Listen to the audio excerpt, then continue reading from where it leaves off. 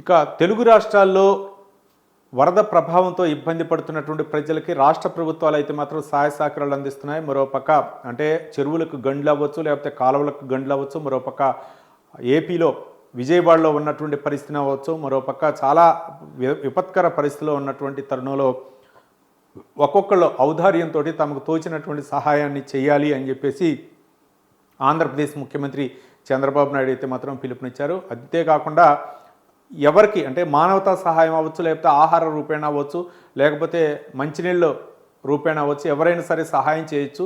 వాళ్ళకు ఉన్నటువంటి స్తోమతను బట్టి విరాళం కూడా ప్రకటించవచ్చు అని చెప్పేసి చంద్రబాబు నాయుడు అయితే ప్రకటించారు. మరోపక్క తెలంగాణ సీఎం కూడా వరద ప్రభావిత ప్రాంతాల్లో పర్యటిస్తున్నారు కాబట్టి ఆయన కూడా సహాయం చేయాలని పిలుపునిచ్చిన నేపథ్యంలో సినీ ఇండస్ట్రీకి చెందినటువంటి యంగ్ టైగర్ జూనియర్ ఎన్టీఆర్ అయితే మాత్రం 2 తెలుగు రాష్ట్రాల సీఎం రిలీఫ్ ఫండ్లకు అయితే మాత్రం ఆయన ₹1 కోటి ప్రకటించారు.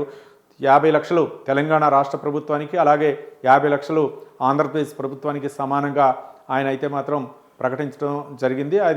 ఆ విషయాన్ని ట్విట్టర్ వేదికగా కూడా ప్రకటించడం జరిగింది. మొత్తానికి ఈ యొక్క భారీ విరాళాలను ఇవ్వటం తెలుగు చలనచిత్ర పరిశ్రమలో మిగిలినటువంటి నటులకు కూడా ఆదర్శంగా ఉంటుంది. మిగిలినటువంటి నటులు కూడా రావాల్సినటువంటి అవసరం ఉంది.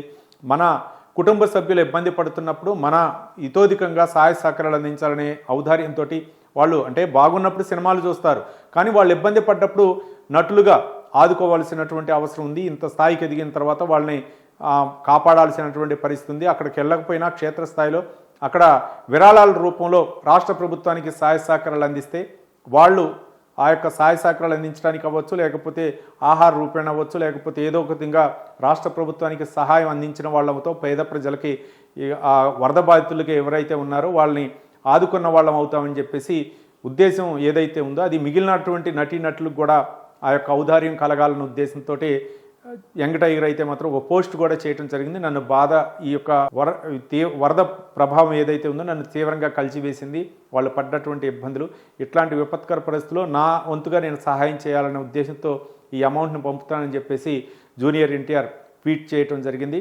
అంతేకాకుండా మాజీ ఉపరాష్ట్రపతి వెంకయ్య నాయుడు కూడా సహాయం చేశారు. మరోపక్క అశ్విని దత్ సినీ నిర్మాత కూడా కొంత ఆర్థిక సహాయాన్ని ప్రకటించారు. ఇక విశ్వసేన్ కూడా సినీ నటుడు, ఆయన కూడా కొంత ఆర్థిక సహాయాన్ని అయితే ప్రకటించారు. ఈ విధంగా ఒక్కొక్కరు తమకు తోచినటువంటి సహాయాన్ని అయితే మాత్రం ముఖ్యమంత్రి సహాయ నిధికి అయితే విరాళాలు ప్రకటిస్తున్నారు.